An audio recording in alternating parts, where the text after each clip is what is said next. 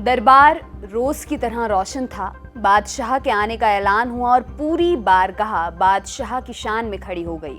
बादशाह आए और मसनद पर पालथी मारते हुए उन्होंने सबको एहतराम किया। अकबर की तबीयत नासाज रहने लगी थी। शाही हकीम ने आराम की सलाह दी थी, लेकिन फिर भी अकबर दरबार में पहुंचे क्योंकि दिन कुछ खास था। बीजापुर से मिर्जा असद बेग एक खुशखबरी लेकर लौटे थे। शहजादे दानियाल का आदिल शाह की बेटी से निकाह तय हो गया था और मामला तय कर असद बेग बीजापुर से तोहफे में मिला ज़ारो माल लेकर आगरा पहुंचे थे। तोहफों पर से दस्तरखान हटाया गया तो उसमें चांदी और सोने की तश्तरियों में एक से बढ़कर एक सामान रखा हुआ था। बादशाह ने सबका मुआयना किया।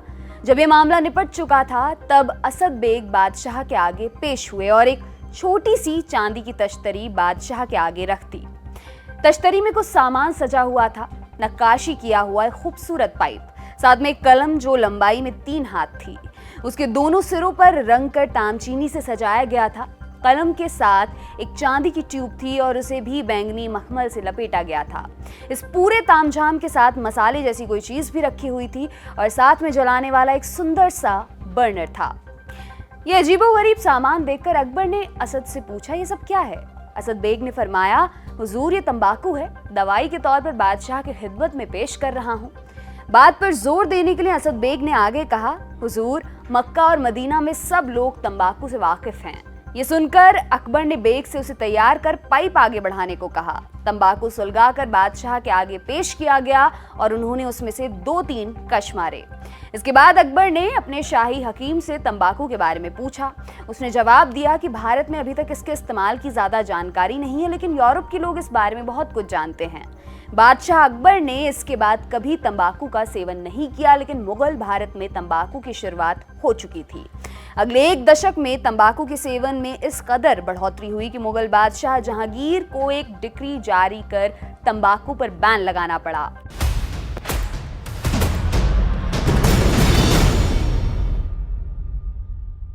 नमस्कार, मेरा नाम है दिव्यांश और आप देख रहे हैं तारीख, जिसमें हम सुनाते हैं उस तारीख से जुड़ी भारत की ऐतिहासिक कहानियां। आज 31 मई है और आज की तारीख का संबंध है तंबाकू से। एक ऐसा भी दौर था जब दुनिया को तंबाकू के हानिकारक प्रभावों की जानकारी नहीं थी। लोग एयरप्लेन और यहाँ तक कि अस्पताल में भी तंबाकू का सेवन करते दिख जाते थे। फिर जैसे जैसे तंबाकू के ऊपर शोध बढ़ा तो पता चला कि इसके कितने हानिकारक प्रभाव हो सकते हैं। साल 1987 में जागरूकता बढ़ाने के उद्देश्य से वर्ल्ड हेल्थ ऑर्गेनाइजेशन ने तय किया कि हर साल 31 मई को नो टबैको डे के रूप में मनाया जाएगा। इस मौके पर हमने सोचा क्यों ना भारत में तंबाकू के इतिहास के बारे में आपको बताया जाए। पुरातत्व शोधों के अनुसार तंबाकू का उपयोग सबसे पहले 12,300 साल पहले हुआ था। नॉर्थ और सेंट्रल अमेरिका में 1492 में क्रिस्टोफर कोलंबस जब अमेरिका पहुंचा तो वहां के मूल निवासियों से उसे पहली बार तंबाकू मिला। उसके बाद जहाजी तंबाकू को यूरोप ले गए। ये दांत के दर्द और चोटों के इलाज में काम करता था और तब यूरोप में ये मान्यता बनी कि तंबाकू हर चीज का इलाज कर सकता है। माना जाता है कि भारत में तंबाकू पुर्तगालियों के साथ पहुंचा था। ऐतिहासिक रूप से तंबाकू की खेती का सबसे पहला जिक्र दक्षिण भारत में मिलता है 1604-5 के आसपास। विलियम मैथवोल्ड नाम का ईस्ट इंडिया कंपनी का एक एजेंट हुआ करता था जो उस दौर में बीजापुर सल्तनत का मेहमान था। मैथवोल्ड के अनुसार 17वीं सदी की शुरुआत में कोरोमंडल कोस्ट में तंबाकू की खेती की शुरुआत हुई और कुछ ही सालों में तंबाकू की खेती में व्यापक पैमाने पर इजाफा हुआ। साल 1622 आते आते कोरोमंडल का तंबाकू न केवल लोकल डिमांड पूरी कर रहा था बल्कि इसे बर्मा तक निर्यात किया जाने लगा था। इसके अलावा 17वीं सदी की शुरुआत में सूरत में तंबाकू की खेती का जिक्र भी मिलता है। यानी भारत के 2 इलाकों आंध्र और सूरत के इलाकों में एक ही दौर में लेकिन अलग अलग तंबाकू की खेती की शुरुआत हुई। थॉमस बाउरी नाम के एक ब्रिटिश मर्चेंट ने 1669 और 1679 के बीच भारत में तंबाकू के उपयोग का ब्यौरा दिया है। एक जगह वो लिखता है, उत्तर भारत में फकीरों को बाकी सामान के साथ तंबाकू दान में दिया जाता है और कोरोमंडल के इलाके में शादियों में पान और सुपारी के साथ तंबाकू देने की प्रथा है। मुगल बादशाह औरंगजेब के समय तक तंबाकू टैक्स का एक बड़ा सोर्स बन चुका था। वेनिस के यात्री निकोलाओ मनुची ने अपने लिखे में इस बात का जिक्र किया है। मनुची के लिखे अनुसार सिर्फ दिल्ली से मुगल खजाने को तब तंबाकू से 5,000 रुपया प्रतिदिन टैक्स का मिलता था। इसके आगे वो लिखता है, इस बात से आप खुद ही समझ सकते हैं कि पूरे हिंदुस्तान से बादशाह को कितना टैक्स मिलता होगा। ब्रिटिश ईस्ट इंडिया के फैक्ट्री रिकॉर्ड में भी भारत में तंबाकू के व्यापार का जिक्र मिलता है। 1619 से 1669 के बीच अंग्रेजों ने तंबाकू की लगातार खरीद फरोख्त की। सूरत में पोर्ट था, इसलिए यहाँ से तंबाकू खरीद कर मिडिल ईस्ट तक भेजा जाता। दक्षिण में डच जहाजी तंबाकू का व्यापार किया करते थे और वहां से सुमात्रा और जावा द्वीपों पर तंबाकू का निर्यात किया जाता था। कीमत देखें तो आज के हिसाब से तब प्रति किलो तंबाकू की कीमत लगभग 920 रुपए पड़ती थी।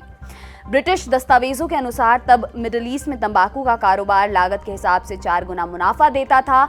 इसी कारोबार से अंग्रेज पैसा कमाते, फिर उसी पैसे से भारत से मसाले आदि खरीद कर ब्रिटेन भेज देते। तंबाकू के एक जहाज के निर्यात से 500 पाउंड के बराबर रकम मिल जाती थी। ब्रिटिश और डच ट्रेड भारत में तंबाकू के व्यापार का सिर्फ एक छोटा हिस्सा था। जैसा कि हमने पहले आपको बताया, जहांगीर के समय से ही भारत में तंबाकू की खपत बहुत बढ़ गई थी। 1630 तक आते आते खपत इस हद तक पहुंच गई थी कि सूरत के मुगल गवर्नर ने सूरत पोर्ट से तंबाकू के निर्यात पर प्रतिबंध लगा दिया। 1665 तक बंबई भी तंबाकू ट्रेड का एक बड़ा सेंटर बन गया था। पहले ये इलाका पुर्तगालियों के अधिकार में था। पुर्तगाली प्रति साल तंबाकू ट्रेड से 420 पाउंड कमा रहे थे। बाद में अंग्रेजों का इस इलाके पर अधिकार हुआ और 1668 तक ये रकम बढ़ते बढ़ते 12,000 पाउंड प्रति वर्ष हो गई, यानी 5 साल में 30 गुना का इजाफा। 17वीं शताब्दी के अंत तक पारंपरिक भारतीय खेती में एक नई फसल की एंट्री हो चुकी थी। तंबाकू फायदे का सौदा था, इसलिए तंबाकू ने दूसरी फसलों की जगह ले ली। बिहार, उड़ीसा और उत्तर भारत के अधिकतर इलाकों में तंबाकू की खेती होने लगी थी। 1800 आते आते हुक्के और पान के रूप में पूरे भारत में तंबाकू का सेवन होने लगा था। तंबाकू की एंट्री से दो और इंडस्ट्रीज को बेहद फायदा मिला। शुरुआत में तंबाकू को हुक्के में डालकर पिया जाता था, इसलिए हुक्के और चिलम की मांग बढ़ी तो इसने धातु और मिट्टी के बर्तनों के व्यापार में भी इजाफा किया। अभिजात वर्ग के लोग सुंदर नक्काशी के हुक्कों का उपयोग करते थे, जबकि आम लोग चिलम और बीड़ी का उपयोग करते थे। भारत में बीड़ी की शुरुआत संभवतः गुजरात के खेड़ा और पंचमहल जिलों से हुई, जहां मजदूरों ने बचे हुए तंबाकू को कचनार की पत्तियों में लपेटकर पीना शुरू किया था।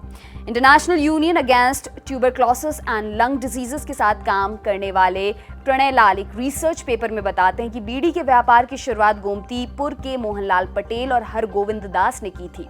1899 में गुजरात में अकाल पड़ा तो ये दोनों काम के सिलसिले में जबलपुर पहुंचे। यहाँ उन्होंने बीड़ी के धंधे की शुरुआत की। दोनों ने देखा कि तेंदू के पत्ते बीड़ी बनाने के लिए ज्यादा मुफीद थे और तेंदू जबलपुर के आसपास बहुतायत में मिलता था। 1899 में रेलवे का एक्सपेंशन हुआ तो बीड़ी का व्यापार और फैला। बंबई के हरिभाई देसाई ने 1901 में बीड़ी का पहला ट्रेडमार्क हासिल किया और मोहनलाल और हरगोविंद ने 1903 में। 1912 से 1918 के बीच विदर्भ, तेलंगाना और हैदराबाद में बीड़ी का व्यापार खूब फला फूला।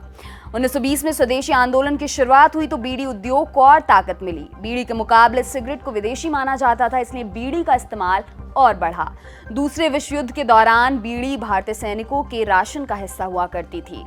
1960 में जब भारत में पावरलूम आया तो हथकरघा उद्योग के कई कारीगर बेरोजगार हो गए। इनमें से अधिकतर को बीड़ी उद्योग में काम मिला। जब आधुनिक विज्ञान ने तंबाकू के हानिकारक प्रभावों को उजागर किया तो धीरे धीरे भारत में भी इसको लेकर जागरूकता फैली। 1975 में पहला सिगरेट एक्ट लाया गया, जिसके तहत सिगरेट पर वैधानिक चेतावनी की शुरुआत की गई। समय समय पर इस एक्ट में सख्ती बढ़ाई गई और सरकार ने तंबाकू के उपयोग को कम करने के लिए और कई तरीके के प्रतिबंध लगाए। आंकड़ों की अगर हम बात करें तो global adult tobacco survey India 2016-17 के अनुसार भारत में 15 साल की उम्र से अधिक के 29% लोग तंबाकू का सेवन करते हैं। विश्व स्वास्थ्य संगठन के अनुसार प्रति वर्ष भारत में 13 लाख लोगों की तंबाकू के सेवन से मृत्यु होती है। तंबाकू के इतिहास के बारे में और जानना चाहते हैं तो आप इयान गेटली की किताब Tobacco: A Cultural History of How an Exotic Plant Seduced Civilization पढ़ सकते हैं। आज के लिए इतना ही, कल फिर मुलाकात होगी, तब तक के लिए जुड़े रहिए और देखते रहिए दी लंदन टॉप। शुक्रिया।